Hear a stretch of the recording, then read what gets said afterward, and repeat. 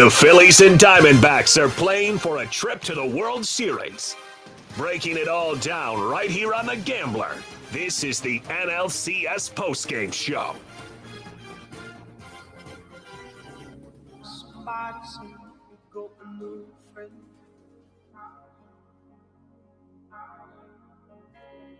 Does she love you better than I can?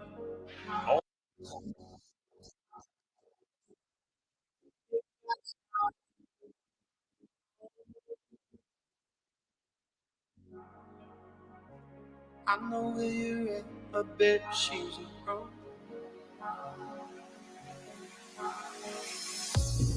Yeah, I know it's stupid, I just gotta see it for myself. I'm in the corner. Sing it, Luke! Come on! The Philadelphia Phillies, now 2 games into the NLCS, 2 games up in the NLCS over the Arizona Diamondbacks. It is the post-game show. Jon Jansen here, breaking things down with the crew here at The Gambler. Luke Arcaini in studio, at Arcaini Luke on Twitter. Sean Barnard at Sean_Barnard1 on Twitter. And the Phillies mashing their way. You know what, Luke? Yesterday you said raking, and I said, no. They're mashing. They're mashing. Tonight, they raking. Hitting with runners in scoring position. Home runs. Everybody hits. Jake Cave legging out triples, trying to at least. Let me tell you. You got to respect it, right? You got to respect the hustle there. I respect all of it. And the Philadelphia Phillies right now, we've said this going into this series, they are the best team remaining in the playoffs. And I know the Rangers have looked good against the Astros. This is complete and total dominance by the Phillies, not in this series, but against the best team in baseball in the Braves, against Miami, and now against the fearless, young kids, hot Arizona Diamondbacks, cooled down and overwhelmed by the Philadelphia Phillies. Breaking it all down here, going to get you all the numbers, all the quotes that we can get. Because there's a lot of numbers we and got. Also, you can call in 610-784-0501. Again, that's 610-784-0501. We already have a caller calling in. So I guess, are we going to go to the callers right away? We're showing the people. Let's do that. So here we go. We can't screen you, so you're going to be live on air. Caller, what's your name? Where are you calling from? My name's Connor. I'm from Delran. Connor from Delran. Phillies are up 2-0. Yeah. How you feeling? I feel great about the win. Great team game. Great hitting all around, and great pitching. Of course, Nola with another great game. But I do have a gripe. Whoa! Uh-oh. A gripe? After a 10-0 win? I don't know. I might have to cut you off here, Connor. I might have to cut you off quick. Don't do this, Connor. What's the gripe? What's the gripe? I saw this kid put a lock on Twitter. Oh, no. All of my bets. Oh, no. Castellanos and Harper. Oh, no. And I lost a lot of money. Oh, and then just to rub my face in the mud, he's posting that he wins all this goddamn money. No. I wonder who that could be.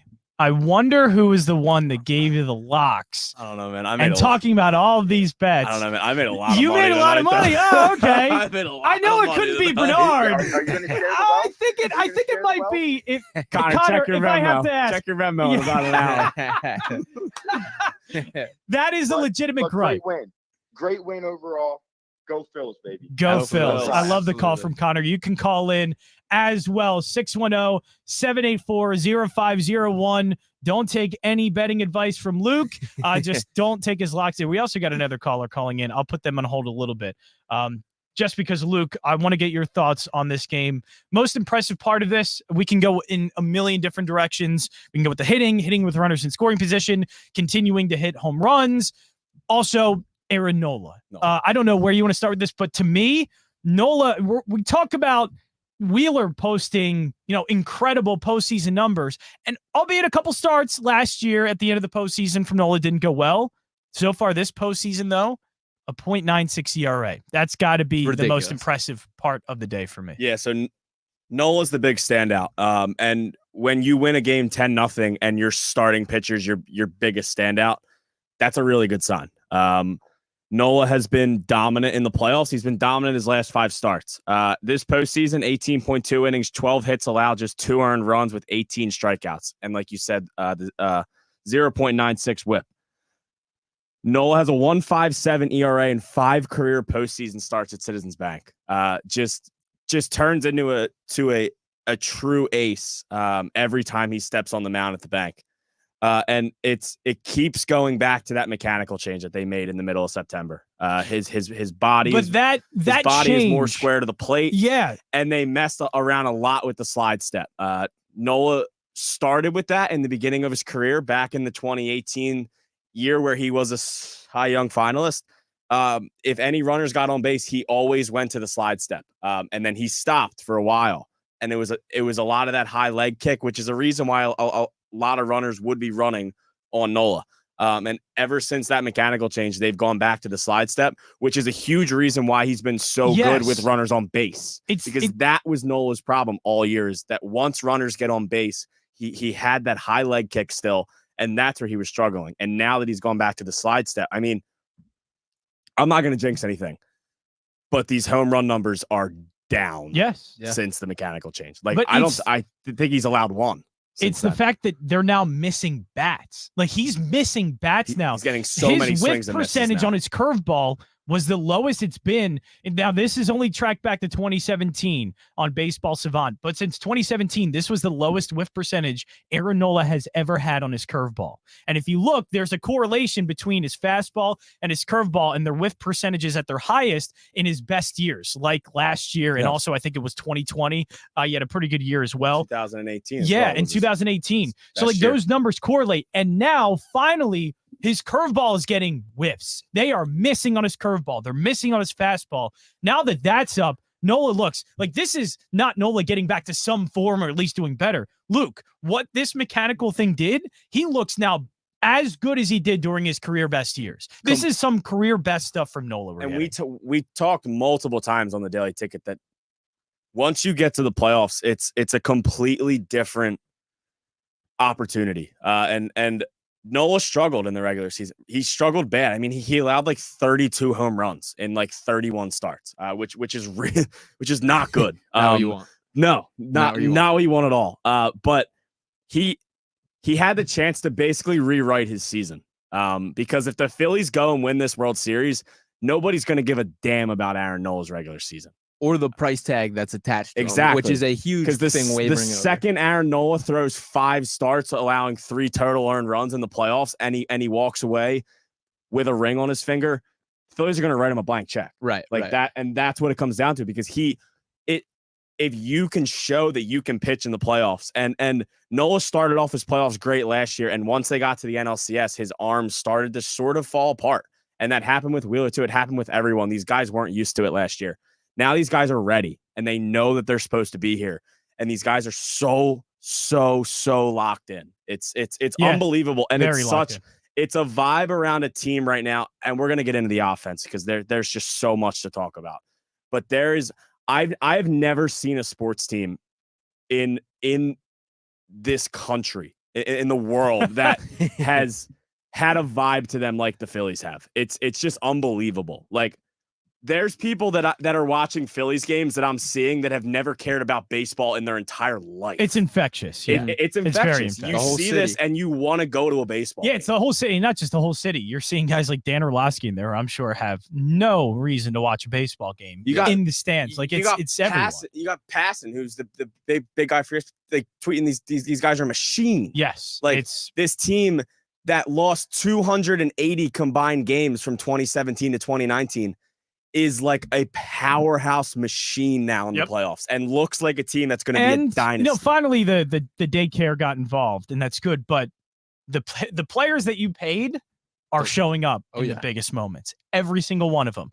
And even a guy who's about to get paid, hopefully, by the Phillies, probably not, though, in Aaron Nola. But all the guys you're paying, Zach Wheeler, Bryce Harper, Trey Turner, Nick Castellanos, Kyle Schwarber, all coming up absolutely huge, which is big. All right, we're going to go to the phone lines again. Again, caller, we cannot screen you, but just give us your name and where you're calling from. Hey, what's going on? This is Shukri in South Philly. Hey, Shukri, who's a contributor over here at the Gambler. You were over there. How were the vibes in the South Philly Stadium complex? Because we know it was full, but the vibes ended up looking pretty good as well. It was absolutely spectacular. First and foremost, you guys are doing a phenomenal job on the post game. So I just want to give you guys your flowers. You deserve it. Appreciate Keep up the great work. Thank you. First and foremost. Secondly, to answer your question, I mean, as someone who just returned back to Philadelphia about a month and a half ago, I spent the last 6.5 years in Boston. The vibes at the sports complex were just incredible. I mean, between the Flyers home opener and then you had the soccer match at Lincoln Financial Field tonight between Mexico and Germany, and then obviously Game 2 of the NLCS, it was bedlam when I arrived at NRG Station at the sports complex just before 6 o'clock, and when I got out of Wells Fargo's arena, I had begun to really pay attention to like what was happening. The game had just started, and then everybody was just so locked in terms of what was happening. And I posted a video saying you pretty much might as well like paint the city red because it's everything that I could see, it's all Phillies. Yeah, it was all Phillies red, and it was just absolutely incredible to see. But as far as the Phillies are concerned, you're right. I can't think of the last time that I can remember a team in any professional sport as locked in, and it has such an incredible vibe to this team the way that the Phillies do have it right now. And I've been following baseball my entire life. You talk about total domination tonight in terms of the pitching. Aaron Nola, what another start that where he was just absolutely incredible, and as well as the bullpen doing a terrific job locking it down after Nola threw 6 shutout innings tonight. And offensively, see, this is why I've always been a big believer that the stars have to be your stars in October. Bryce Harper, I mean, how money has he been on this entire October? But then also, Trey Turner. Finally you have a Kyle Schwarber who's finally heating up at the right time. Because at one point, I did tweet out, I was like, it'll be great if you didn't strike out every other at bat, but now he's heating up faster than you could throw in a bag of popcorn kernel in a microwave. So you took a lineup that went to the World Series last year, and you added Trey Turner to it. Like it's unbelievable. Yeah, he's an MLB superstar. He's ours. It's unbelievable. It really is. And lastly, it's crazy how baseball works. Trey Turner struggles defensively early in the game, and he makes up for it with the home run. And it's just like how baseball is the only sport on the planet where you could look like the potential GOAT, and I don't mean the greatest of all time, the potential scapegoat, and then all you do is you come up to the plate, and then all of a sudden you swing the bat, and you're now a big factor into an offensive outburst for the Phillies. And I just want to say again, thank you guys for having me on, man. You guys are doing a phenomenal job. Keep up the great work. Thank you so much. Appreciate the Shakri, and have a safe trip home as well. Everybody who is out at the complex listening to us, be safe. Safe ride home. I know things got a little crazy over there, and I think they even had to block off the exit going to the complex because it's been so crazy, but please be safe. Also, I have a feeling I know who this next person is, but I'll ask anyway. Who's your name and where are you calling from? Yeah, my name's Beef, and I believe I'm leaving a playoff game at Citizens Bank Park. Oh, there it is. is. Was that a playoff game? Was that a Aaron Nola masterclass, Beef? Also, I would imagine Ryan Coyle as well calling it. Weeks ago, and it said, "Who will be the Phillies X factor this postseason?" And I said, Aaron Nola. There we and go. I'm walking with the sea of red. What are we in?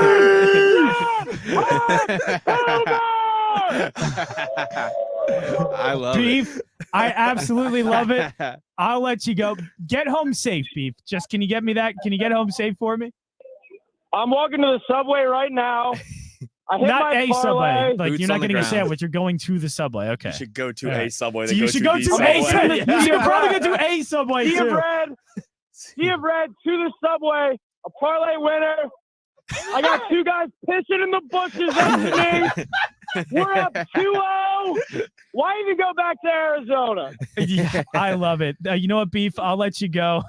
And I do agree with his last point there is you might as well let these Diamondbacks wave the white flag. Yes. How do you you might look as at well. these? You gave your best 2 attempts at these first 2 games, got shelled out, and now you have to walk back to Arizona with your tail between your legs and try and figure out how to win a baseball game.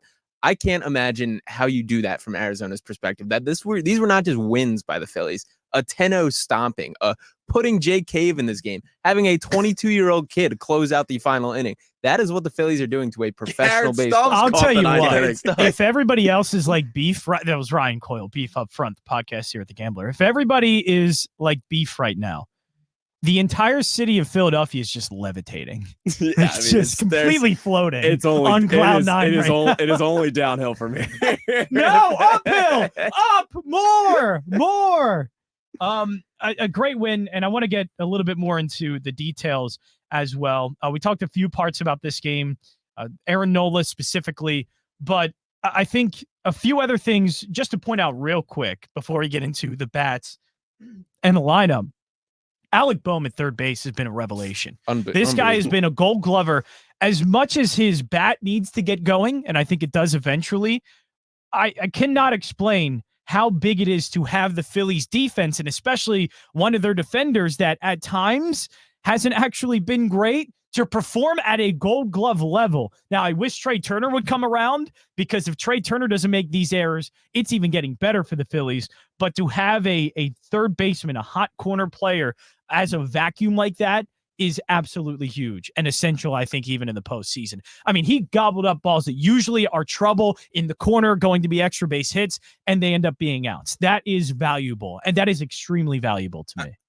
Yeah, he had a few big plays tonight, but that one play, I think it was the second inning, was like I cannot believe he got Nolan that. Arenado like that was unbelievable. And Boehm has been just a vacuum, like you said. It's just a complete 180, and I think it's benefited Boehm that he doesn't have to keep going back from first and third anymore. He's finally getting comfortable over at third base, and he's not having to switch basically every other day.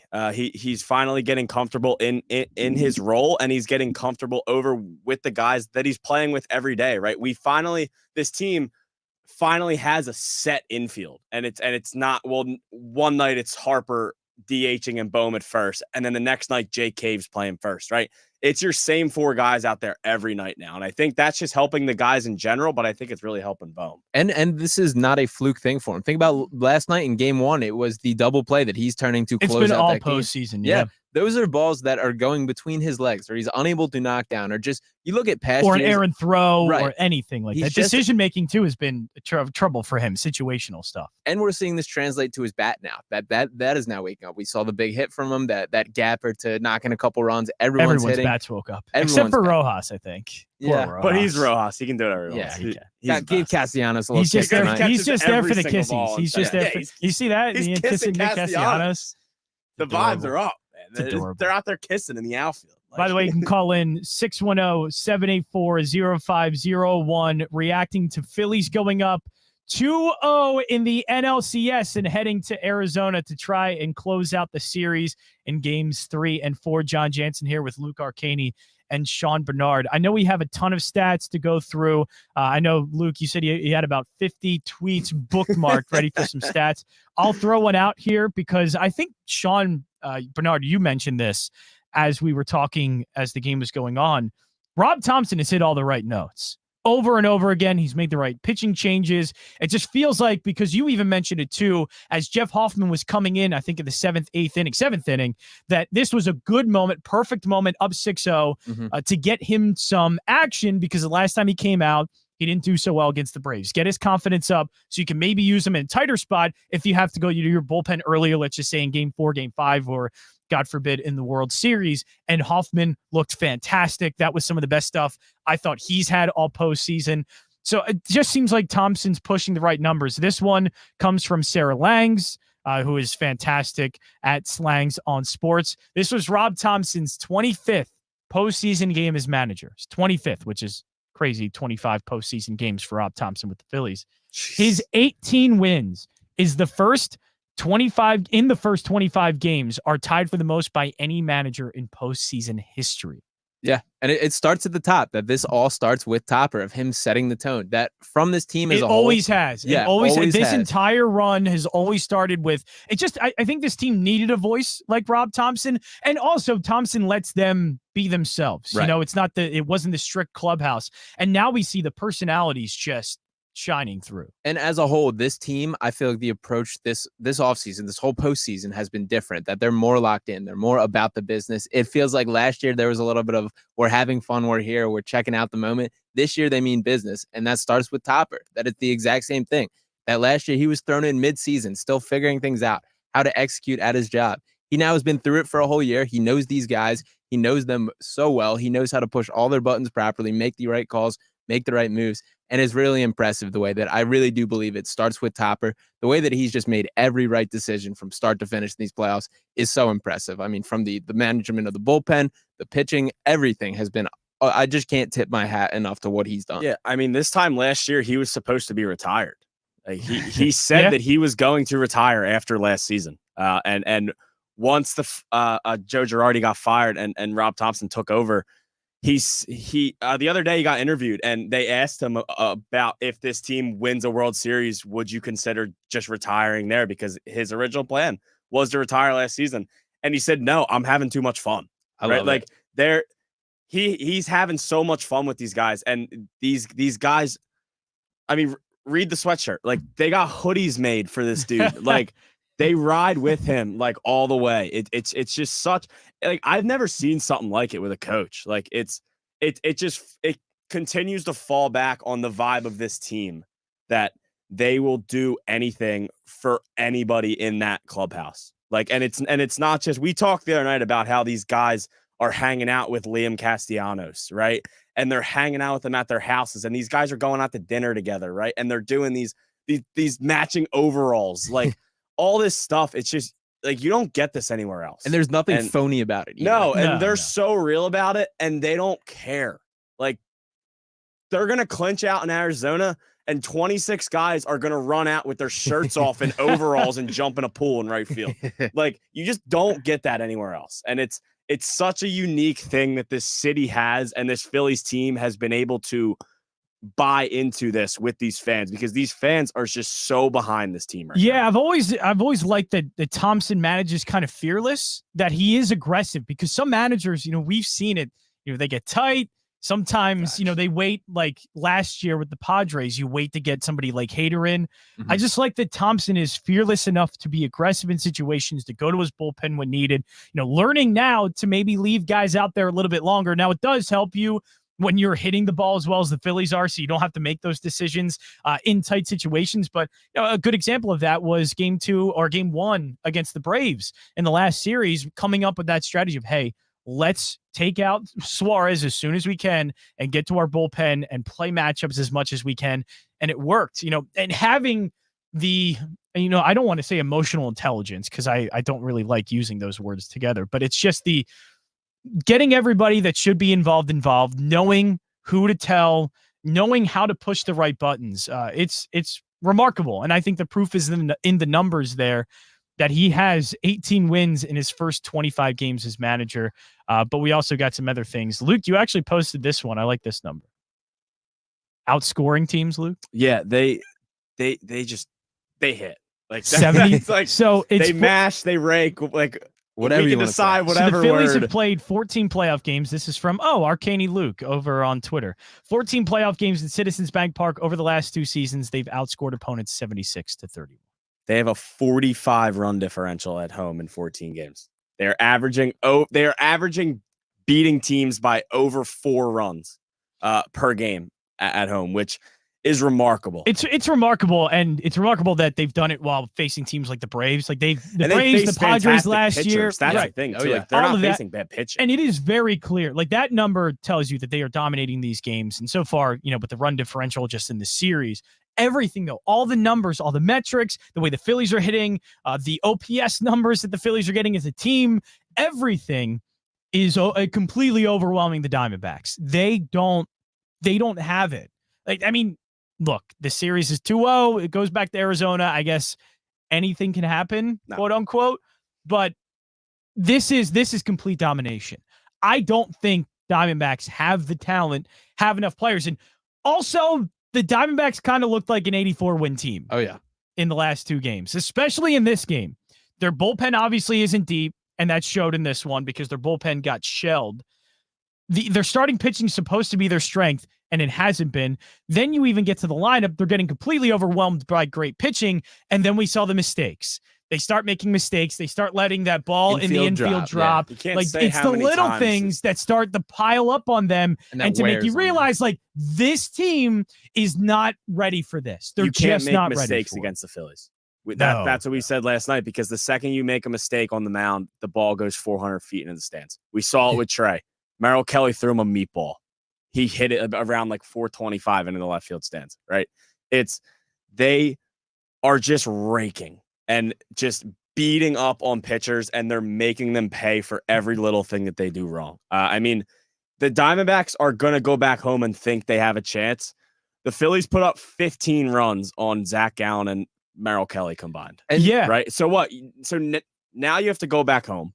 You have a game 3 against Ranger Suarez, which is not technically a do or die, but you do not want to go down 3-0 against the Phillies. You have to throw a guy in that game that had a 5.7 ERA in the regular season.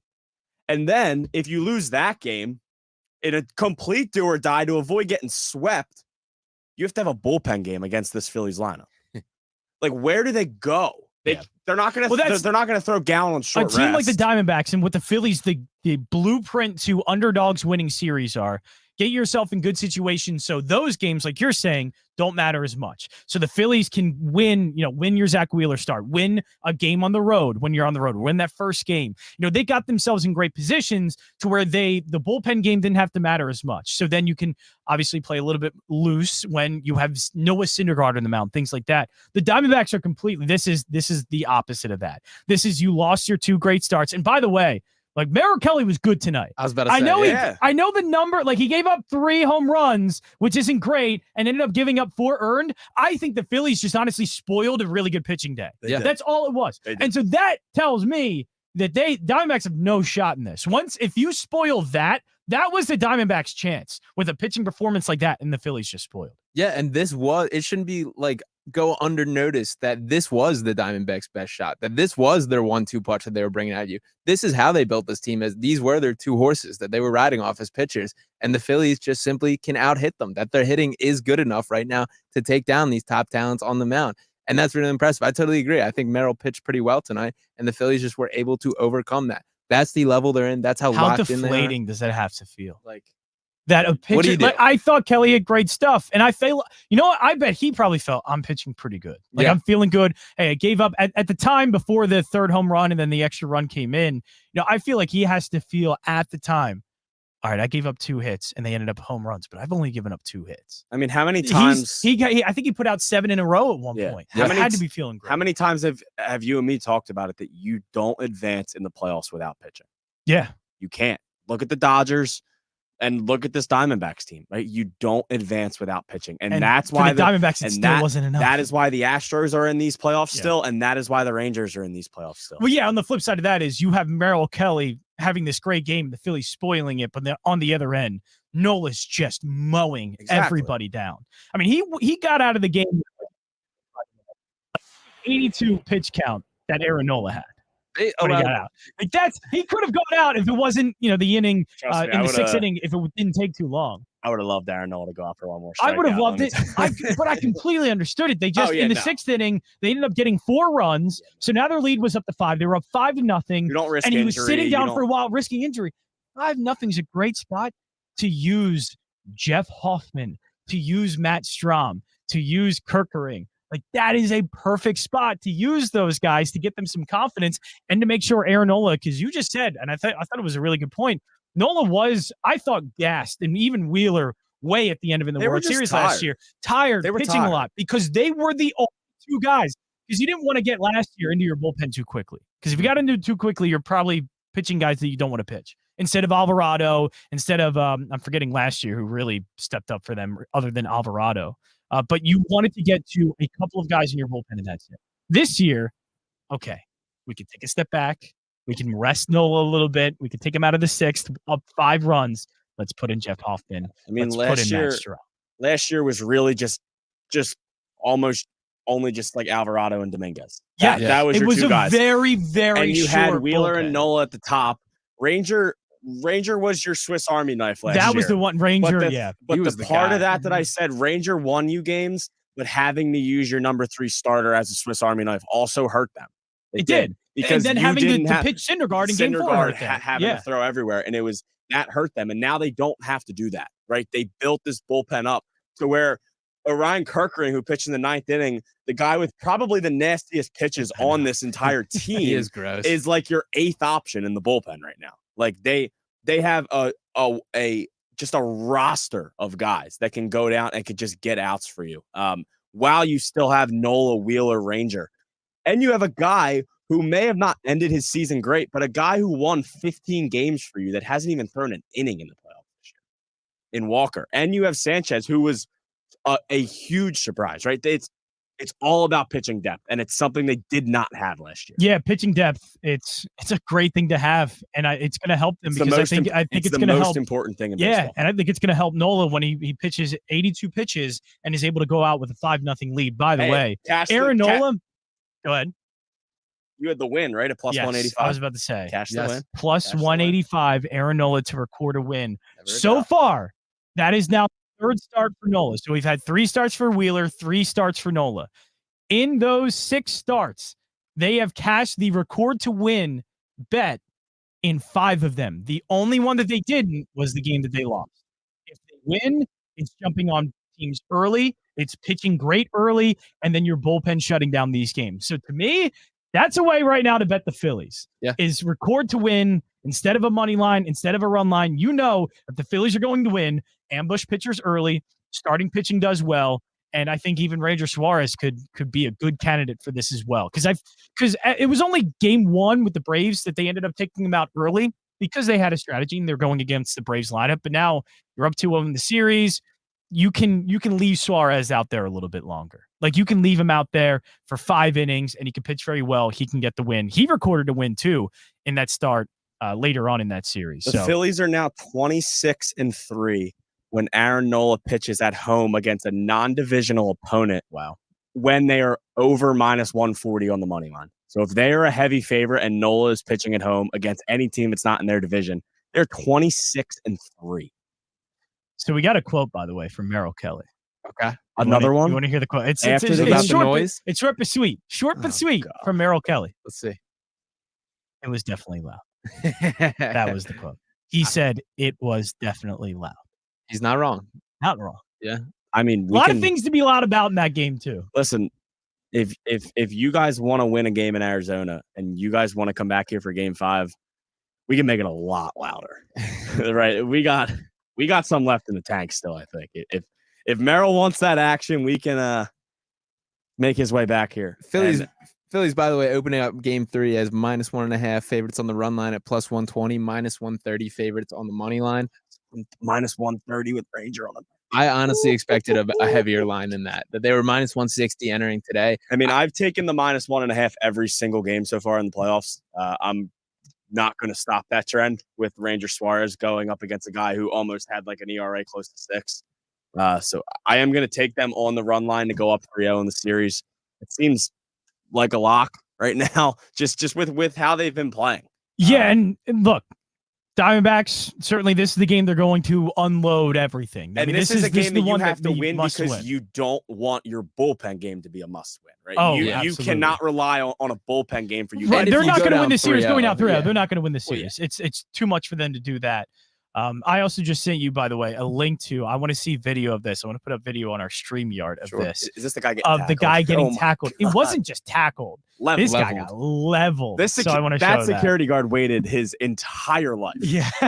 For a moment like for this. that moment, Dude, postseason moment for the security guard, and he came up big. And the best part about this is I need everybody to watch the bullpen pitchers from the Phillies. That might have been the security guard might have had the biggest hit in the game. Absolutely hilarious. What's that? What was hilarious? The bullpen reactions of the guys next to them. Alvarado. So it's up right now. Boom! So the security guard comes in. I mean, feet in the air. The guy's feet, the runner on the field's feet just straight up in the air. Like the soles of his shoes are pointing straight up at the moon and gets leveled. And you can see the Phillies. Alvarado. Yeah. Dominguez is rolling around the ground. Dominguez literally is on the ground. There's a Phillies player pointing Alvarado. at the guy. Alvarado, you're like, hey, there's a dude here. And boom, dude gets absolutely leveled. God. Didn't see him coming, by the way. That is fantastic. I love you, Philly. You're a lovely city, by the way. 610-784-0501 if you want to get your thoughts in on the Phillies going up 2-0. If you were at the game, let us know how it was. Over 126,000 people in South Philly. One of the busiest days in the South Philly complex. I imagine it is. It is the first time. This is for CBS Philadelphia. Pat Gallen posted this, that this was the first time ever that the lots around the stadium and in the stadium were all full. There was not a single spot. Not full. Every single parking spot for a Wells Fargo lot, a Link lot, and a Citizens Bank lot. Every single parking spot was full. I don't know how they managed to do that. It's unbelievable. I honestly don't know how they did it. It's pretty incredible. All right, so you're tuned in right now, breaking things down for Game 2. I do want to move ahead, so we talked about a little bit about the game lines for Game number 3. Ranger Suarez going to be pitching. Anything you could tell me, Luke, about the Game 3 starter for the Arizona Diamondbacks? I'll tell you what, numbers don't look too hot. They look great. John, I'm not gonna lie to you. I looked at you an hour ago and asked you how to pronounce. I don't even know how to pronounce name. his name. So Brandon Fat, maybe it's hard. We'll just say it's Pfaadt. So you do what you will with that pronunciation. Yeah, pronunciation. If you are listening, but I mean this just screams Phillies to me again, right? It feels like a game where Ranger goes out, gives you what he needs to, right? You don't expect these outings that you get from Wheeler and Nola to get those from Ranger, right? Ranger's not going out and he's not getting 8, 9 like all night. He goes out, he gets ground balls, and that's really it, right? He works through innings. I think he'll have a bit of a longer leash than he had versus Atlanta. Oh yeah, I think this is a perfect game for Suarez. It is. Yeah, I think it's a great matchup. Yeah. It's the first lefty the Diamondbacks have seen this series. First lefty the Diamondbacks have seen since Kershaw. But the pressure's on. You're down 2-0 and you're at home. Again, I think we're all calling it, and it is a must-win game for the Diamondbacks. Oh yeah. And like you just said, Ranger Suarez wants you to be aggressive. He wants you to start swinging at his pitches because he gets ground balls. He gets out of innings quickly. He can get double plays, things like that. I imagine Arizona is going to be overly aggressive. They have no choice. They have no choice but to try and swing their way through it. And that is a perfect game to me for Ranger Suarez to come in and just pitch to contact. They swing their way into outs, and this game ends pretty quickly with Suarez on the mound. This game to me feels like if the Diamondbacks would win it, it feels like one that they would mash through it. Like I don't. They would have to. They're not going to go out, and I don't think they're going to go out and win a close game against Ranger. If they go out and they start hitting Ranger early, that's I think their best chance, which has not been in favor of them these first 2 games. They've been playing so passive so far. They've been so passive at the plate. Something that's really stuck out to me is Corbin Carroll looks scared on the bases. Why is that? He stole over 50 bases this year and hit because you can run on Phillies pitchers. And it's back-to-back games now that he has. Yeah. He's gotten on right away. Is it just Realmuto, Luke? It could be. I mean, we know now Nola with that new that helps out with it's Phillies pitchers are aware of him too. They're paying attention. And obviously I think having Realmuto helps. Definitely, because he's one of the best arms in baseball with one of the best. Because you're thinking you got to pick your spots there, right? But you would think a guy who stole over 50 bases this year would at least try to steal one once he gets on base. It just seems like they're playing so passive, and it's almost like they're scared. Like it seems like they're scared, and it seems like the lights are just too bright. Because that's what they were built as. They're built as these young kids that are going to be fearless in a spot like this. It doesn't matter that there's going to be 45,000, breathing down their necks and a hostile environment. We talked about the game. These guys are supposed to be fearless, and you're right. They are so scared to do anything up there. That's what surprised me in game one. That Wheeler's pumping the strike zone with fastballs, and these guys are just watching everything go by. And today, I thought they were trying to be a little aggressive, but that curveball from Nola, they weren't going to hit. And so they just couldn't win. There was nothing they could do against that. When we looked at the D-backs after they beat the Dodgers, we tried to give a reason of them beating the Phillies in the NLCS. And the only thing we had was they just go out and play with no care in the world. Yeah. And they're doing the complete opposite. And so it's part of it, I definitely think, is the moment may seem a little too large for them. That I've seen a lot of the comparisons with this Diamondbacks team to last year's Phillies team. It's not even close. No. And there's a comparison to the Phillies this year in the playoffs, another team, but it's not the Diamondbacks. It's Texas. There's no true comparison. No, there's no true. Texas is a little bit of that because they even have a song now. It's not the same as Dancing on My Own, but they have a song. Yeah, you can't top Dancing on My Own. Hey, easy. Hey, Mr. Creed guy over there. I know. I like the band Creed. Don't you say that. But I mean, they have a similar vibe. They have a player like Corey Seager that they signed that's having his best year, and he is raking in the postseason. Corey Seager. So they have some of those things. They tried to spend as much money. They do, and they spent a ton of money on players too. They spent a ton on pitching, spent a ton in their lineup. So there you go. They're winning. They're winning because they have pitching. Right? Yes, and Eovaldi, Montgomery, exactly. And now they get back Max Scherzer. Right, like I will be very interested how he looks in game. Me too, because that is huge for them. If you can put Max Scherzer into a rotation with Eovaldi and with those two guys who have looked incredible so far in the playoffs. Both guys have just been absolutely Montgomery surprised me. Montgomery was great. Eovaldi's and I was nervous playoffs. about Montgomery for them because I thought Montgomery would get knocked around, but he's been locked down. And Nathan Eovaldi has looked like one of the best arms in the league. Yeah, I mean, he loaded he's another one that just he in the loaded postseason. The bases yesterday in that game and got strikeout right through it. Just he looks incredible.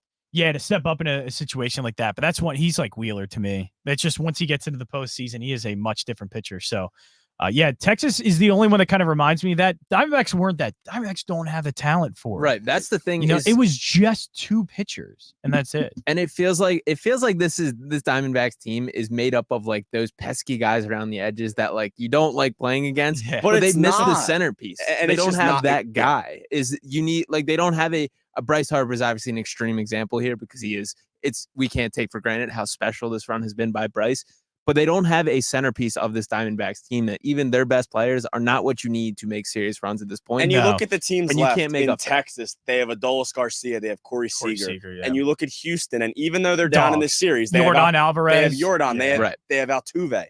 This Diamondbacks team has a lot of young guys and a lot of guys that can hit the baseball.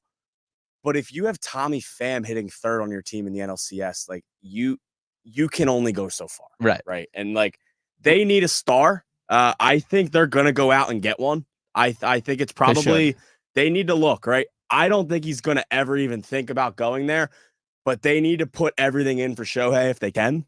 Right. Because that's a player that is something things. Right. Yeah. That changes everything for them. Oh, yeah. And while I don't think there's any chance they do get Shohei, right?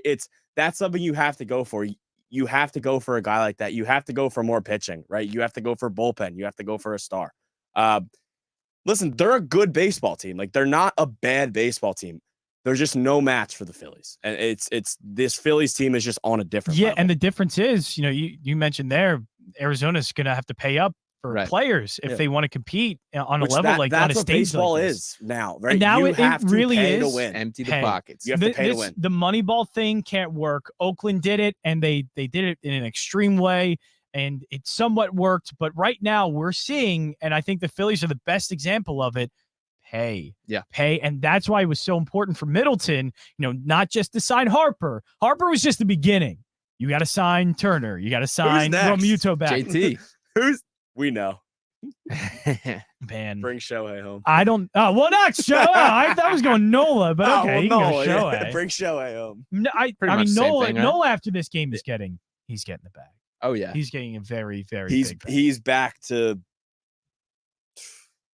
I think, at least 30 He's getting over mil a year. 200. Yeah, he's getting over 30 200 he's million. been one of the million. richest I pitchers in think- baseball. Yeah. think you give Nola 6 years, 200 million. I'm thinking somewhere around there. I'm thinking somewhere around there. A team is going to give him it because he wants more years in the contract. Mhm. Apparently, it's reported the Phillies weren't going to match the years that he wants. But some team is going to pay that because guess what? The Phillies had to do it for Taijuan Walker. They overpaid Taijuan Walker. Taijuan Walker's very well overpaid. Yeah. But you needed to do that. And you know what? I know down the stretch it didn't work out, but Taijuan Walker, they benefited from Walker. Yeah. Walker was a big part of the reason why they had 90 wins and they're able to be at this spot. He led the in league wild all card. year in wins until the last Like month that of the was season. huge for the Phillies. So you have to pay up, you have to spend for players, and I think the Phillies are a great example of that. All right, final thoughts here again. If anyone listening in wants to get their final thoughts before we close things out, 610-784-0501, 610-784-0501 is the number to call. But I'll start off with you, Sean. Final thoughts here as the Phillies go up 2-0. I just keep looking for reasons why the Diamondbacks could come back, and I'm coming up with nothing here. That it just feels like this is a moment where it is too large for the Diamondbacks at this stage. They are a team that is not ready for this moment, and the Phils absolutely are in every definition of the word there. That there is no stage that feels too big for these guys. And as much as they are this fun-loving, partying, like having a good time vibe team, when they're on the field, they are locked in and they are taking care of business, and I love every part of that about them. So things are clicking for the Phils. I'm excited. That game 3 is the Diamondbacks, I feel, only chance to like have any hope at this point, and I still don't see it happening. That I just don't see a way that they win. So the vibes really could not be higher right now. Like I said, this was the best 1-2 punch that the Diamondbacks threw at the Phillies, and they countered better than you could possibly counter. I hate how confident I am in game 3 right Yeah. now. Like I'm pretty confident because I'm confident in Ranger Suarez. Suarez, He's the again, man.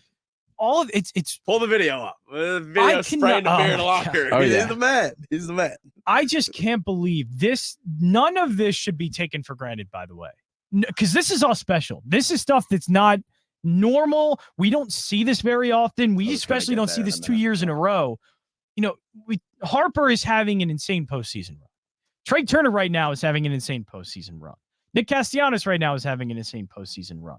But even then you look at the pitchers, Zach Wheeler for 2 straight postseasons has been absurd and is at the top of these, all these stats of him, lowest ERA, lowest whip. Now Aaron Nola, a .96 ERA so far in the postseason. And even last year was good. And Ranger Suarez has incredible postseason numbers dating back to last year. Suarez was probably the biggest X factor for them last year. As you see him, it's one of my favorite videos, by the way. I love it. Him in the clubhouse and just with the Budweiser, it is. I am amazing. so It's one of vibing. yeah, it just Ranger Suarez is all about vibes. It's incredible. It is special.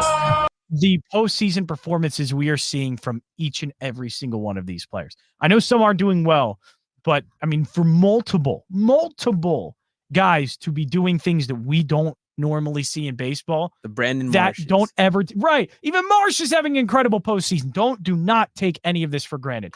Even the Phillies from 2008 all the way to 2011 did nothing like this. There is nothing we have ever seen like this in Philadelphia. This type of postseason performance. They were good. They were a great baseball team from 08 to 11.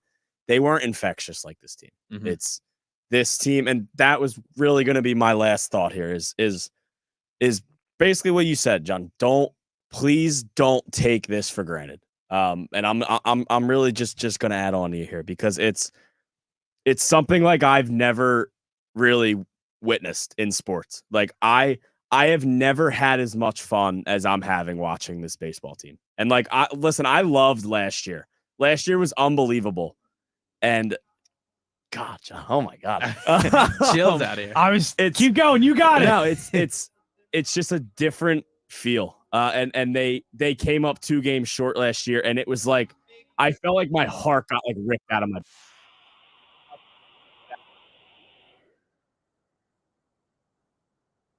above it. And I like they have 6 more games, and there's going to be a trophy 6 on Broad more Street, games. right? And you don't want to get ahead of yourselves because you have a really good team coming in the World Series if you close this out. But don't take this team for granted because they are like nothing we've ever seen in sports. Well said, Luke. That is it for the post-game show here. Thank you to Luke Arcaini at Arcaini Luke on Twitter. Sean Barnard as well coming in.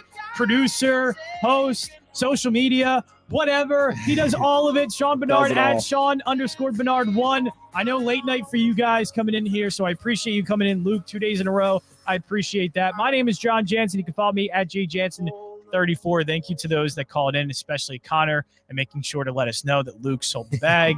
Unbelievable. That is it for us for Game 2. I don't know if we're going to do one for Game 3. I think we are. We're doing one for Game 3. I'll be here Thursday. I know we got plans for Game 4 that I don't know if I could say yet, but we're going to have some really cool things happening Game 4. Phillies going back to Arizona. Up to 6 more wins! Let's go, Phils! We'll see you in Game 3 in Arizona!